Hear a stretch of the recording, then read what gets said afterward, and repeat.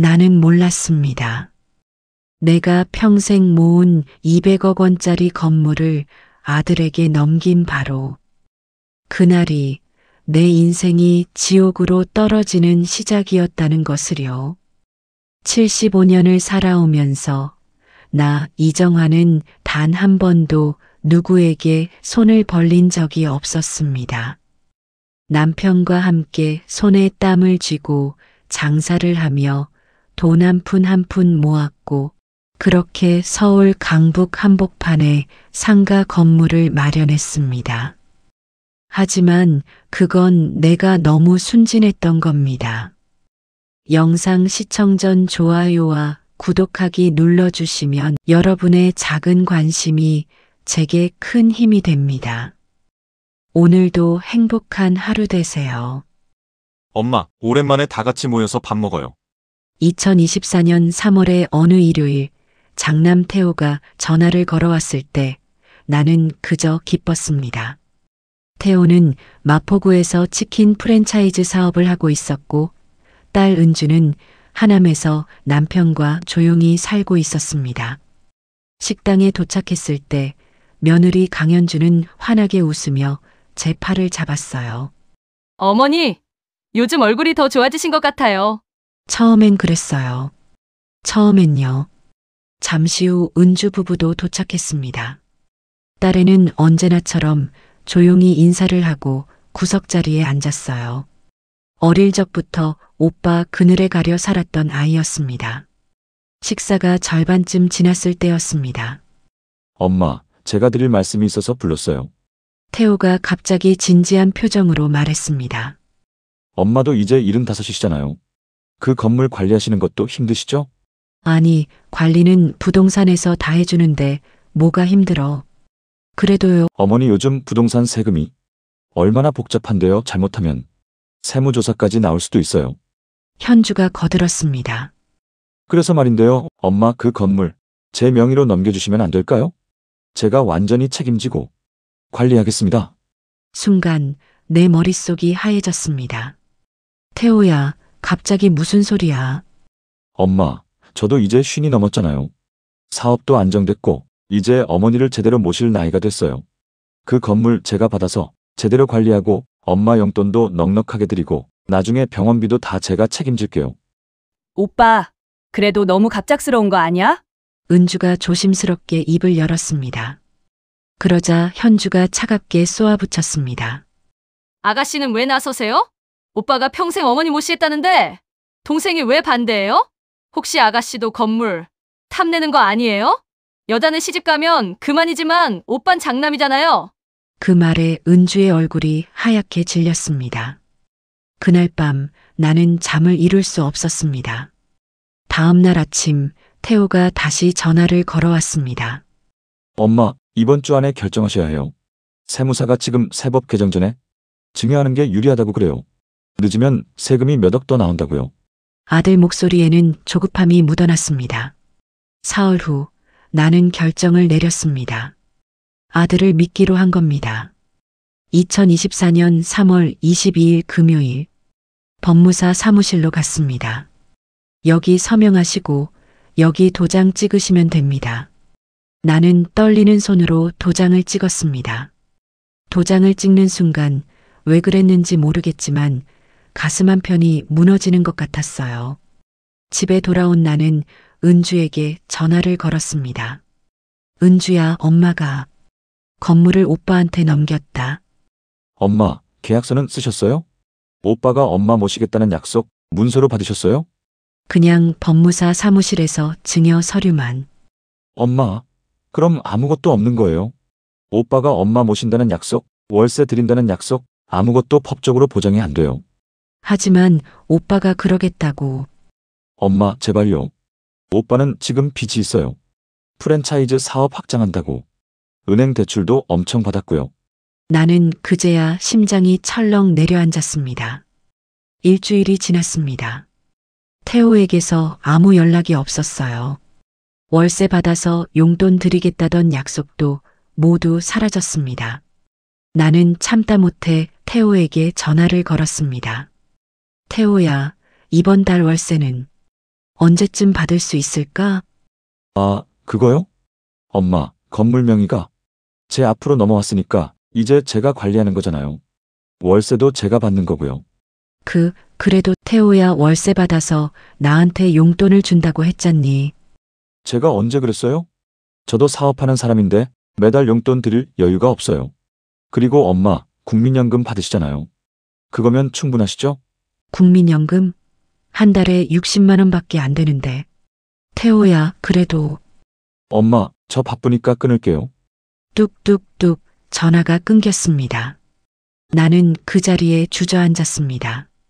200억짜리 건물을 아들에게 넘겼는데 이제 나한테 남은 건 한 달에 60만 원뿐이라는 게 믿어지지 않았습니다. 그날 밤 은주가 집으로 찾아왔습니다. 엄마, 아직 방법이 있을 거예요. 제가 알아볼게요. 하지만 나는 고개를 저었습니다. 됐다, 은주야. 네 오빠 사업이 안정될 때까지 조금만 기다려보자구나.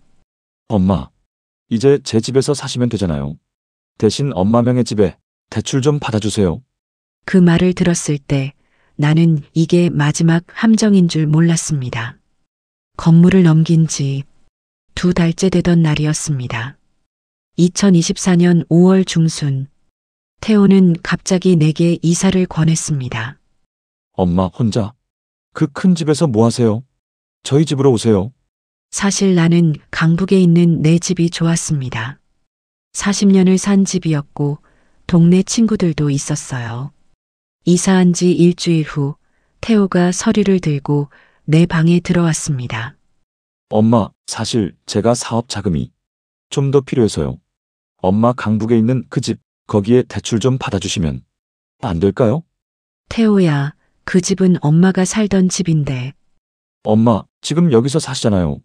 그 집 비어 있는데 그냥 놔두는 것보다 활용하는 게 낫지 않아요? 현주가 차를 들고 들어왔습니다. 어머니, 오빠 말이 맞아요. 은행에서 30억만 빌리면 돼요. 이자는 저희가 다 낼 거고 원금도 5년 안에 다 갚을 거예요. 30억이나? 태호의 목소리가 갑자기 날카로워졌습니다. 엄마, 제가 지금 사업 망하기 직전이에요. 이번 달 안에 자금 못 구하면 진짜 다 끝나요. 그럼 엄마도 길거리 나앉는 거예요. 그의 눈에는 눈물까지 맺혀 있었습니다. 알았다, 태호야. 엄마가 도와줄게. 사흘 후 대출 서류에 도장을 찍었습니다. 30억 원이 태호의 계좌로 들어갔습니다. 집으로 돌아온 그날 밤 나는 은주에게 전화를 걸었습니다. 은주야, 엄마가 집에도 대출을 받았다. 엄마, 뭐라고요? 1시간 후 은주가 남편 도현과 함께 도착했습니다. 오빠, 나와! 문이 열리고 태호가 불편한 표정으로 나왔습니다. 왜 무슨 일이야? 오빠! 엄마한테 대출까지 받게 했어? 그게 너랑 무슨 상관인데? 오빠는 지난달에 새 외제차 샀지? 1억이 넘는 그 돈이 어디서 났어? 그때 현주가 거실로 나왔습니다. 아가씨, 지금 뭐 하는 거예요? 남의 집에 와서 시비 거는 거예요? 남의 집. 여긴 우리 엄마가 있는 집이에요. 어머니는 저희가 모시기로 했어요. 아가씨는 시집간 딸이잖아요. 이제 남이에요. 은주가 휴대폰을 꺼내 화면을 보여줬습니다. 오빠 계좌 내역이에요. 드래곤슬롯, 로얄 카지노, 골든바카라. 전부 불법 도박 사이트예요. 태호의 얼굴이 하얗게 질렸습니다. 나는 그 자리에 주저앉고 말았습니다. 도박? 내 아들이? 태호야, 그게 사실이야? 죄송해요. 엄마. 일주일 후 우편함에서 낯선 서류를 발견했습니다. 가압류 통지서. 은주가 급히 달려왔습니다. 서류를 확인하더니 얼굴이 하얗게 질렸어요. 엄마 이거 30억 대출 말고도 추가로 20억을 더 받았어요. 총 50억이 넘는 빚이에요. 며칠 후 또 다른 서류가 날아왔습니다. 명도소송 통지서. 태호가 직접 나를 상대로 소송을 건 겁니다. 은주가 변호사를 대동하고 태호를 만났습니다. 오빠, 이게 뭐야? 엄마를 상대로 소송을? 태호는 고개도 들지 않았습니다. 집이 내 담보로 잡혀 있어. 엄마가 나가줘야 정리가 돼. 오빠, 그래도 엄마잖아. 현주가 냉정하게 말했습니다. 솔직히 말씀드릴게요. 어머니, 저희도 사는 게 힘들고 바쁜데 어머니를 모시고 싶지만 현실적으로 어려운 상황이에요. 제발 조용히 나가주세요. 법원의 판결은 냉정했습니다. 원고 이태호의 청구를 인용한다. 피고 이정아는 해당 부동산에서 즉시 퇴거하라. 법정 밖에서 은주가 나를 부축했습니다. 엄마, 우리 집으로 가요?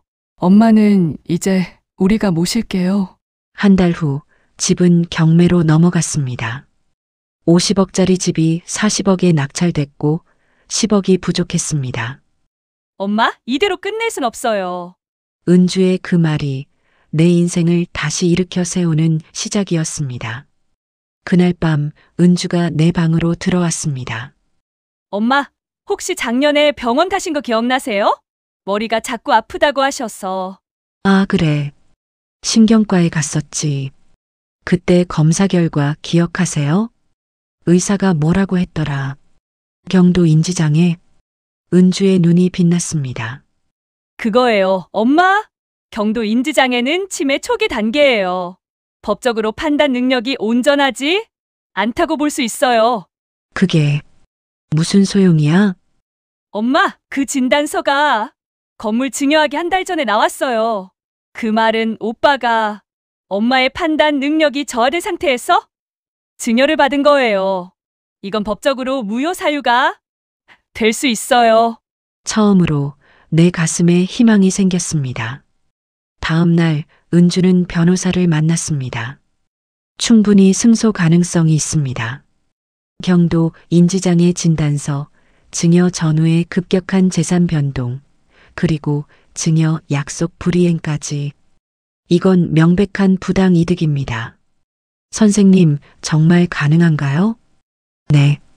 하지만 상대 측도 만만치 않을 겁니다. 긴 싸움이 될 거예요. 그날 이후 은주는 퇴근 후 밤마다 자료를 모았습니다.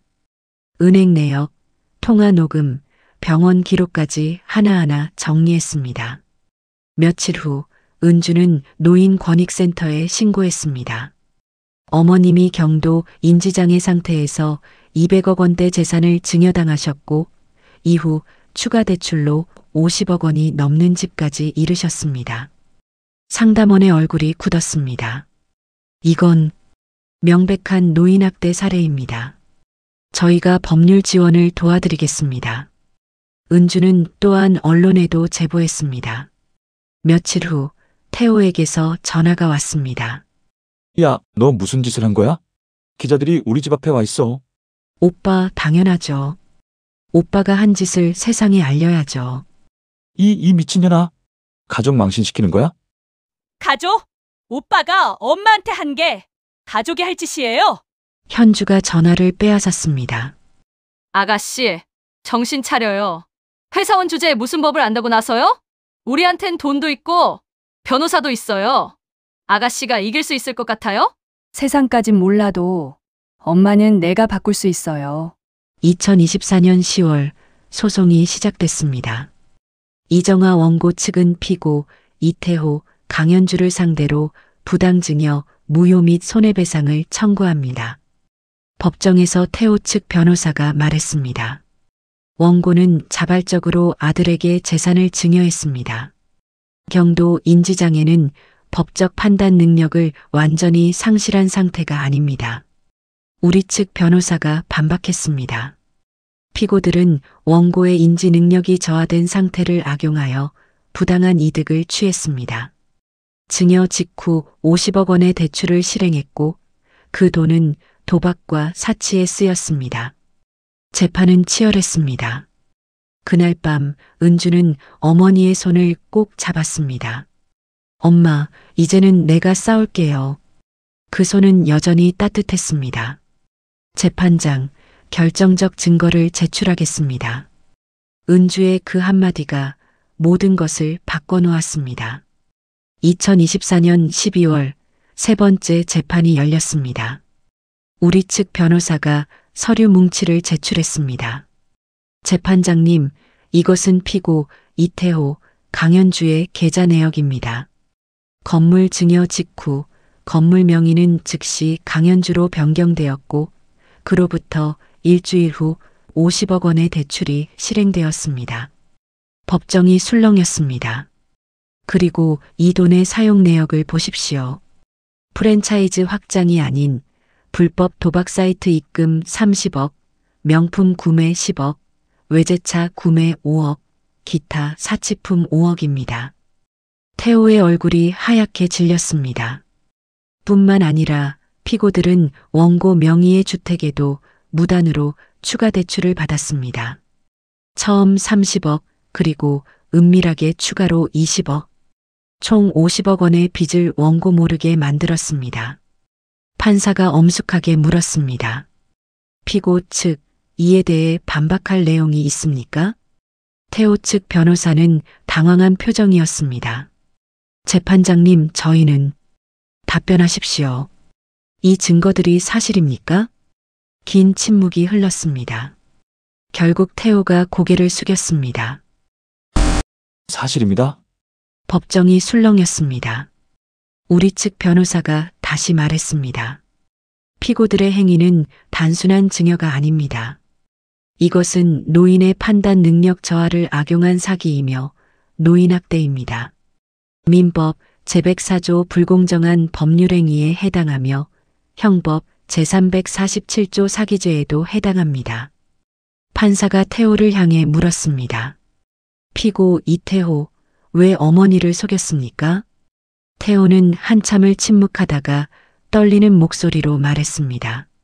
죄송합니다. 도박 빚이 너무 많았고 다른 방법이 없었습니다. 그래서 어머니를 이용한 겁니까? 죄송합니다. 2025년 1월 15일 최종 판결일이었습니다. 판사가 판결문을 읽기 시작했습니다. 본 재판부는 다음과 같이 판결한다. 첫째, 2024년 3월 22일 이루어진 200억 원 상당의 부동산 증여는 원고의 경도, 인지장애 상태를 악용한 부당한 법률행위로 판단하여 이를 무효로 한다. 내 심장이 뛰기 시작했습니다. 둘째, 피고 이태호, 강현주는 원고 명의 주택에 무단으로 받은 50억 원의 대출금을 연대하여 즉시 상환하라. 셋째, 피고들은 원고에게 정신적 손해배상으로 2천만 원을 지급하라. 넷째, 피고 이태호는 형법 제347조 사기죄로 고소할 수 있음을 통보한다. 판사가 마지막으로 말했습니다. 피고들의 행위는 가족이라는 이름으로 행해진 범죄입니다. 노인을 보호해야 할 자식이 오히려 노인을 착취한 이 사건은 우리 사회가 반드시 경계해야 할 악행입니다. 그 순간 법정은 숨을 죽였습니다. 이태호의 얼굴은 하얗게 질렸고 강현주는 고개를 떨궜습니다. 은주는 내 손을 꼭 잡았습니다. 엄마, 이제 끝났어요. 나는 흐느끼며 말했습니다. 은주야, 정말 고마워. 그날 법정에 있던 모든 사람들은 한 모녀의 정의가 어떻게 세상을 움직이는지 목격했습니다. 판결이 끝나고 6개월이 지났습니다. 세상은 변했지만 내 마음도 조금씩 변하고 있었습니다. 2025년 7월, 태호와 강현주는 50억 원의 빚을 갚기 위해 모든 것을 정리했습니다. 프랜차이즈 사업은 매각했고 살던 집도 경매로 넘어갔습니다. 결국 작은 원룸으로 이사했다고 들었습니다. 건물은 다시 내 명의로 돌아왔습니다. 200억 원짜리 그 건물이요. 엄마, 오빠가 엄마 만나고 싶대요. 은주의 그 말을 들었을 때 나는 200억을 되찾은 것보다 더 큰 선택 앞에 서 있었습니다. 2025년 7월의 어느 오후였습니다. 엄마, 오빠가 계속 연락이 와요. 한 번만 만나게 해달라고요. 태호가 오빠가 지금 원룸에서 새벽 배송 알바를 하고 새언니는 마트 계산대에서 일한대요. 내 마음 한편이 무너졌습니다. 아무리 나를 배신한 아들이라도 여전히 내가 10달 동안 뱃속에 품었던 아이였으니까요. 한 번만 만나보자. 일주일 후 아들의 원룸에서 만났습니다. 불과 1년 만에 아들은 완전히 달라져 있었습니다. 머리는 반백이 되었고 얼굴은 수척했습니다. 엄마 죄송해요. 엄마 죄송해요, 정말. 태호의 눈에서 눈물이 떨어졌습니다. 저는 이제 사람 취급도 못 받아요. 동네 사람들도 저만 보면 수군대고. 현주도 이혼하재요. 용서를 바라는 게 아니에요. 그냥 죽기 전에 한 번만 사과하고 싶었어요. 그날 밤 나는 잠을 이룰 수 없었습니다. 은주가 태블릿을 보여줬습니다. 엄마, 오빠의 도박 내역이에요. 단 3개월 만에 30억을 도박으로 날렸어요. 하루에 2억씩 쓴 날도 있어요. 그리고 새언니 명품 구매 내역도 봤어요. 에르메스 110개, 샤넬 108개 총 10억 어치예요. 내 손이 떨렸습니다. 그때 태호에게서 문자가 왔습니다. 엄마, 제가 너무 뻔뻔한 거 알아요. 그래도 한 번만 더 얘기할 수 있을까요? 엄마 목소리라도 듣고 싶어요. 은주가 내 휴대폰을 보더니 한숨을 쉬었습니다. 엄마, 오빠는 아직도 엄마한테 기대고 있어요. 진짜 반성하는 게 아니라 그냥 불쌍한 척하는 거예요. 다음 날 나는 결정을 내렸습니다. 은주야, 태호한테 연락해서 만나자고 해. 엄마가 마지막으로 할 말이 있어. 사흘 후 카페에서 아들과 며느리인 현주를 만났습니다. 엄마, 잘 지내셨어요? 태호야, 내가 조용히 입을 열었습니다.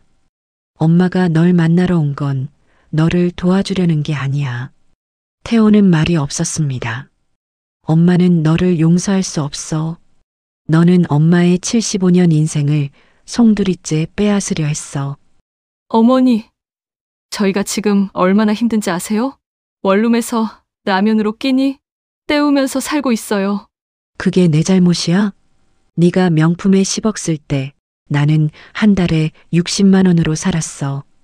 은주야. 은주가 서류를 꺼냈습니다. 오빠, 유언장이야. 엄마 재산은 전부 내가 상속받기로?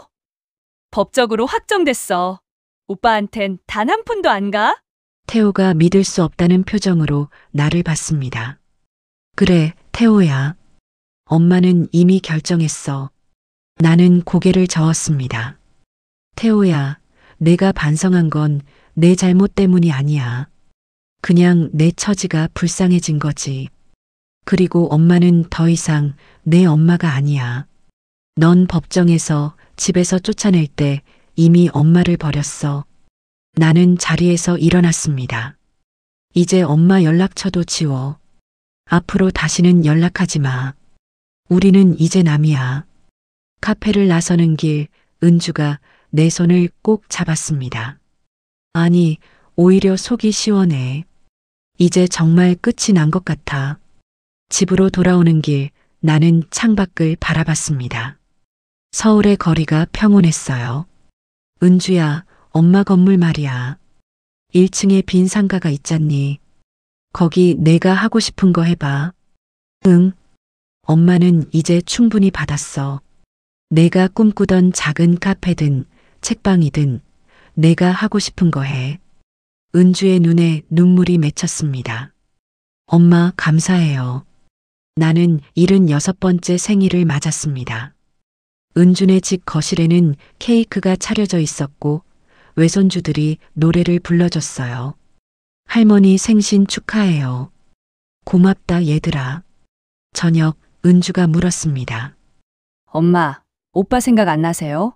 한참을 생각하다가 나는 고개를 저었습니다. 가끔은 생각나긴 하지만 후회는 안 해.